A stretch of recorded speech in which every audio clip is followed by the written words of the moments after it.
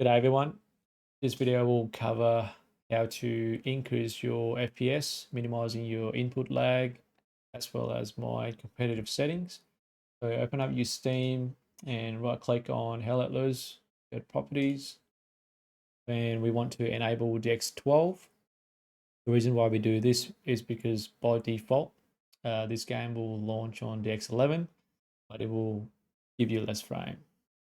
Once you've done that, get out of there and relaunch the game and go to in-game settings. Under gameplay, you want to turn down dead bodies despawn delay to the lowest, which is 0.5 minute, and disabling your gore will also boost your frame. Next, we'll go into the video settings. These are pretty much my competitive settings. The only two settings that you could potentially turn down are the texture quality and AA quality, which will come down to personal preference. Once you're happy with that, click apply and go back to main menu and go to your barracks. Now, I'll show you how to lock your loadout uniforms and settings, because for some reason this game will reset your game file every now and then. So in order to prevent that, we need to lock all the settings. So I highly recommend going through all the factions, all the classes, pick the loadout and uniforms that you prefer. Once happy, get out of the game and open up your file explorer. So my game is installed in C drive. You would then want to go into users, app data, local, let loose, saved, config. Before you go on, I would highly recommend make a shortcut of this file. And I like to have mine on a desktop. This is the file that store all of your settings. So just to double check, right click, go to properties. See how my read only is unticked? So any changes that I made just then will be applied to the game. So that's what we want. So get out there and open the file up. The additional changes that we want to make are frame rate limit. See how by default is 60, which is definitely not what we want. My monitor is 165, so I'm going to cap my frame to 165.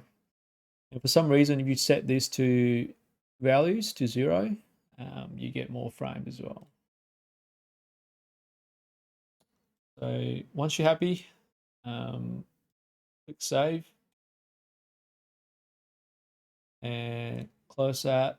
Then right click, go to properties and make sure that read only is ticked. Click apply, okay. So what we've just done is that we lock all the settings that were made to the game. And if you want to permanently change something in the future, you will have to open up this file and untick this read only, then open up your game and change whatever you want to change. Then lock it again as previously shown. Next, we'll want to remove Xbox overlay. So this overlay is constantly running in the background. I personally don't use Xbox, so I don't need it. And the only way to remove it is through PowerShell. So right click on your Windows, go to search, type in power, and make sure you run this as admin. So basically, it's just copy and paste this command and paste it onto your PowerShell. Press enter, and that is done. I'll have this command in the description, so you can just copy and paste. Once that's done, get out of there. Go on to game mode. So search game mode. Make sure it's turned on. Then go into your graphics.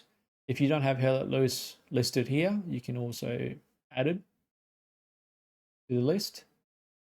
Once you add it to the list, you have the options to set high performance in the game.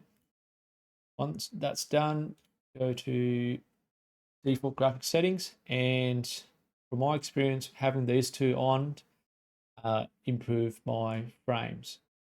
So you definitely should try this out.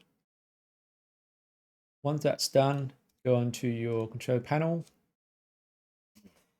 manage 3D settings, and I would highly recommend adding Hell Let Loose to this list. Same thing, if you don't have Hell Let Loose, browse it and add it to the list. And feel free to pause the video and copy my settings if you want. So these settings prioritize FPS and minimum input lag. Once it's happy, go to display and adjust desktop color settings. So I turn down my brightness and I increase my gamma instead. I also have my vibrance to 100%, but most people would prefer this to be around 70%. Definitely try it out, see which one you like. Once happy, go to your desktop size and precision. Under scaling, you want to make sure there's no scaling, because any scaling will introduce input lag. Also have display chosen here, and make sure that refresh rate is selected. You can double check this by going to display settings, advanced display, and these two numbers should match in order to minimize input lag. Once happy, that is pretty much it for frames and input lag in terms of what you can control instead of having to upgrade your PC. So I hope this helped.